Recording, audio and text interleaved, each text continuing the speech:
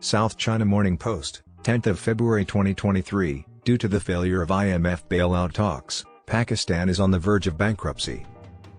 The Chinese debt trap has ruined Pakistan, and the Pakistani military has been exploiting the India Enemy Bogey to maintain power while stealing vast sums of money and gaining authority over the Pakistani state. Cash-strapped on the final day of urgent talks in the nation, Pakistan and the IMF failed to reach an explicit agreement on Thursday that would have unlocked essential bailout funds, according to local media. Despite rising inflation and a shortage of raw materials for industry, Pakistan's finance secretary remained optimistic that a deal would soon be made to stave off bankruptcy. According to the private channel Geo News, the IMF and the finance secretary have already agreed on the necessary steps. The nation's state media network quoted officials from the finance ministry noting that some issues still need to be resolved. After 10 days of negotiations, the IMF group was scheduled to depart the nation on Friday, according to PTV. Amid political unrest and deteriorating security, Pakistan's economy is in terrible circumstances and suffering from a balance of payments crisis as it struggles to pay off enormous amounts of external debt. Last week, a group from the International Monetary Fund arrived in Islamabad to negotiate the problematic terms that Prime Minister Shehbaz Sharif described as beyond imagination. The administration has been pleading with friendly nations to assist them in avoiding the onerous restrictions requested by the global lender as elections approach, which has caused the latest installment of a previously agreed IMF bailout to delay for months.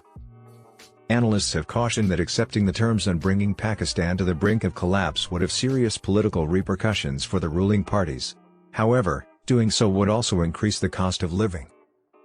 The central bank revealed new figures on Thursday, warning that as of last Friday, its foreign exchange reserves had fallen by $170 million in a week and were only $2.9 billion. To help low-income families, the IMF wants the nuclear-armed nation to increase its small tax base, eliminate tax exemptions for exporters, and hike artificially low gasoline, electricity, and gas costs. By promising more funding, friendly nations like Saudi Arabia, China, the UAE, and the World Bank are encouraging Pakistan to keep a manageable quantity of US dollars in the bank. The Pakistani Energy Minister, Khurram Dastgur Khan, earlier gave journalists an indication that a settlement was imminent when he said, "I have full hope that these conversations would be concluded satisfactorily."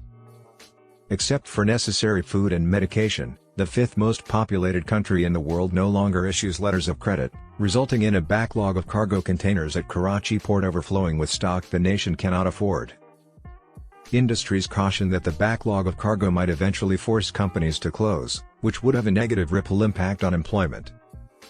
The IMF and Sharif's administration had been at odds about releasing the most recent installment of a proposed $6.5 billion deal that had been reached in 2019. Sharif was reluctant to cease popular market interventions created to relieve Pakistanis of their cost of living crisis because elections were scheduled for no later than mid-October.